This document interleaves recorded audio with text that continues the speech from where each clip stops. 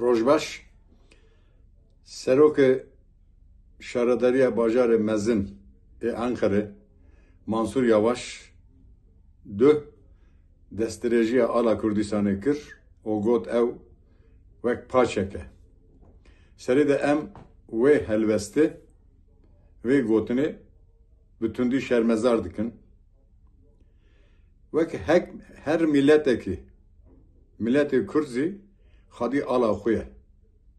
Wekî her milletekî çawa ala wî milletê ji bo wî pîroz e, ala Kurdistanê zî ji bo milletê Kurd alaka pîroz e. Em banga Mansur Yavaş dikin. Em dibêjin ki çawa tu li ala xwe rêz digirî, ger tu ala milletê Kurd zî rêz bigirî, rêzgirtin bigirî, û li milletê Kurd re tu lêbirûna xwe bixwazî. Ya du gotineka du got ya li Rojhilat wek em bêjin polîs şekirê pembo bela dike li civana ra de Nevrozê de, li vira zî hêrişa civana dike, civatê dike, gek li vira jî şekirê pembo bela ke.